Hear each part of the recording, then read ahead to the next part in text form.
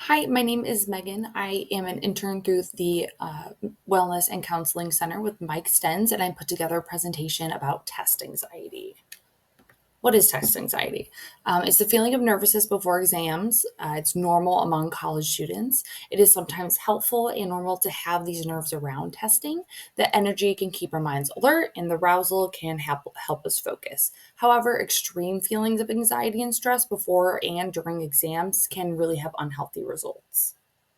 Test anxiety is a type of performance anxiety.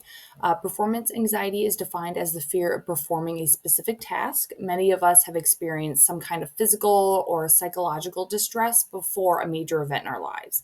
This can be speaking in front of people, taking an exam, interviewing for a new position, or making a presentation. Performance anxiety is extremely common. Roughly around 40% of all adults in the US and maybe many famous performers have opened up about their struggles with performance anxiety. For example, a lot of international singers like Adele, Rihanna, Katy Perry, Simone Biles, she's been very public talking about her fears and about her own performance anxiety. There is a very important distinction between normal anxiety and problematic test anxiety. Some anxiety can be good. It's a good motivator. It helps us remain on task or remain focused. But there is a point where it can be problematic. An example of typical test anxiety is after an exam, you go on with things in your life. You don't dwell on the exam performance. You might say, I did the best I could. Well, I didn't do well this time, but I'll do better next time. Whereas more problematic signs of test anxiety, it stays with you. It doesn't get better. You play things over and over in your mind. You ruminate about certain thoughts or certain questions on the test. You might find yourself second guessing your answer choices or the time on the exam. You continue on with your day or week convinced of your before performance, feeling like a failure. You feel helpless. These kinds of thoughts that are not normal, these extreme negatives that are attached to that test anxiety. Let's break down the chemistry of test anxiety. Students who experience test anxiety will have bursts of adrenaline before or throughout their test. Adrenaline itself is not a bad thing, but when it comes to test anxiety, it interferes with thinking and concentration. There are ways that you can learn to control these adrenaline outbursts. One way is to get moving. Physical activity can help burn off adrenaline. So, taking that time before a test and going on a walk or taking time to do a hobby or a sport before. If you build in that time for the physical activity for at least 10 minutes before your exam, this can help your body process that chemical release of adrenaline that you might be experiencing. Some physical symptoms of this extreme test anxiety are headaches, nausea. You can be faint, hot or cold, sweating, rapid heart rate. You might be shaking, mainly in the hands. Some emotional symptoms are you feel like you want to cry or extreme laughter. You can feel angry, helpless, frustration, or confusion. Before the test, watch your study habits. Don't cram before the exam. Learn new information 5 minutes before. Plan out a good schedule that works well with you so you leave time before the test where you can get in the right headspace. Before the exam, since you will likely have that jolt of adrenaline before the exam, and start by answering questions that you feel confident about. This strategy will help benefit you in two ways. After your 10-minute walk and some time has passed, your brain will recover from the adrenaline shot and you'll be able to tackle those more complicated questions. You will also create confidence and have that positive momentum to run through the rest of the exam. Self-talk. Some examples of positive self-talk are, I failed the course last semester, but now I can use that to pass this course. I feel prepared. I will do the best I can, kind of hyping yourself up before the test. There is a link on this for positive self mantras. If you look, find a mantra that fits you, something that you resonate with, that when you say it to yourself, you really do feel confident and it helps how you feel. Self talk broken down. We've all heard of what self talk is. You are not crazy talking to yourself. It is completely normal, and it's a very positive way and very healthy for you. Positive self-talk is a great way to self-soothe. You can use it anywhere. It can help dial back anxiety and depression from your moods. It is a simple method to build self-esteem. The real beauty is that all these things happen at the same time when you say positive things to yourself.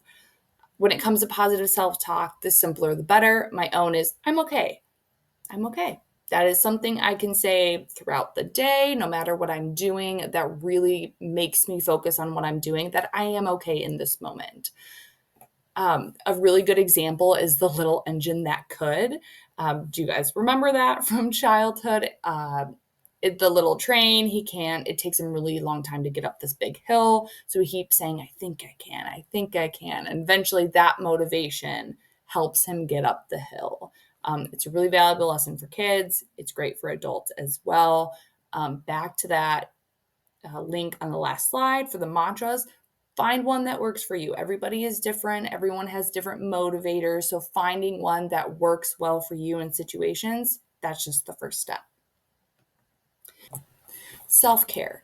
Self-care is beneficial for anxiety because it helps regulate your body's stress response. It promotes relaxation. It improves emotional well-being.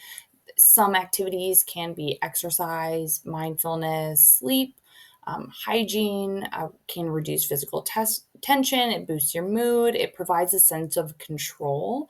The two big ones that I did note here were sleep. Getting a good night's sleep, recommended 7 to 9 hours for students. It really helps focus on the habits 3 days before the exam. Some habits to keep in mind would be eating brain food, getting your good nutrients, something sustainable. Take it easy on the caffeine, especially I'm also a student. I have been known to drink a couple cups of coffee a day. Um, but I do know that when I do have a couple cups of coffee and I have too much caffeine, I get shaky, I get jittery, I am unable to sit down, which in some circumstances is great. But when I'm sitting down and trying to focus on a task, I do know that can be really difficult for me to do. Finding an activity to help distress, any hobbies, drawing, reading, getting outside, doing that movement we talked earlier, remaining social contact, finding time for your friends, finding time for your family, sitting, catching up, decompressing with people.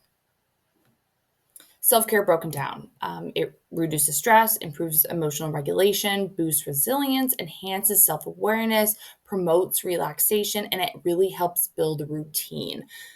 Getting into habits, getting into that routine of self-care makes you want to do it every day. You look forward to doing these forms of self-care, but pick something that's unique to you, something that you really want to do every day just for yourself.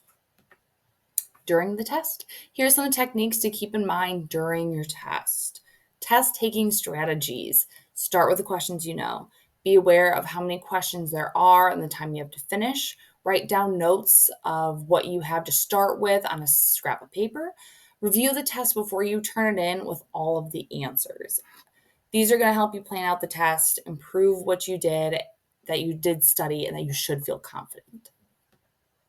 The palming technique.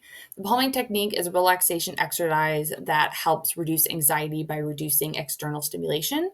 Here's how to perform the palming technique. You're going to rub your hands together, close your eyes, place the palms over your eyes for a few seconds, the lower parts of your palms are going to be on your cheekbones.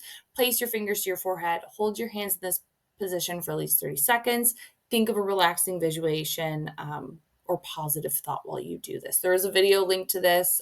It's basically you just click this, you sit for 30 seconds, you visualize, and then you slowly come out of it. And it helps regulate and de-stress to take a moment.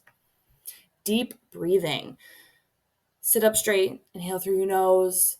As you inhale, imagine you are filling your stomach and lungs full of air. This will help fill your diaphragm. Hold your breath for a few seconds. Exhale slowly through your mouth. Compose for a few seconds, repeat the process. Again, there is a video attached to this for the visual learners. This helps reduce your stress hormones like cortisol. It lowers your heart rate, it helps with blood pressure. You're increasing your oxygen intake, promoting slower controlled breaths. These little figures on the screen are great to follow. It really helps counteract your fight or flight response. After the test. Now that the test is finished, here are some follow-up activities to stay positive and remain ready for your next test. Debrief and venting. Talk to a friend. Remain positive. I know that sometimes that can be difficult to do, but finding someone that you are comfortable with, it might be a bit easier. Talk to a friend or reach out to a counselor to talk about the test. Talk about the highs, talk about the lows, get those thoughts out of your head. Surround yourself with positive peers. Connect with people who are like minded and going to encourage you. You can reach out to an advisor, a professor, the counseling center if you need to. But if you are having the racing thoughts or you can't get a question out of your head and you don't have a few moments to reach out or find a person, here are some thought stopping techniques. You can say stop in your mind. This works for some people, it doesn't work for some people. Hold that visualization in your mind. Whenever you have the thought, you can clap your hands, snap your fingers whenever it enters your mind. You can use a diary to record your experience. Some people, that works with them, writing it down, shredding up the paper, that visualization. Challenge the negative thoughts by realizing they're not facts, they're not reality. Experiment with positive imagery, self-talk, those mantras we talked about. Interrupt your thoughts with a command. Take a breath, observe your thoughts, emotions, take a moment to be present. Obviously, everyone is a bit more different. This is more of a mental way to do it. You can also do something physical. Pick up a hobby that you have. Physically distract yourself. Get your mind off of it. Find something else to focus on in that moment. Who can benefit from this? Everybody. Test anxiety can be a one-time thing, but over 80% of students experience this in their education career. Veterans. Some veterans have a hard time adapting to new authority structures. Reach out to the counseling center if you need some extra support with your professors and classes. Parents. Work-life balance can be really hard, and it's even more stressful when you add school into it. It's okay to ask for help and reach out if you need some extra resources. Some resources. This email is actually the counseling email, so you can send that an email and describe what you're going through, and you can set up a meeting with counselor through Herzing University. This link is for the student resource page. This is a catalog, so there is a number of different links on there. Find something, go to it, browse, see what is available to you, and if you do need any of those. Thank you for coming to the presentation.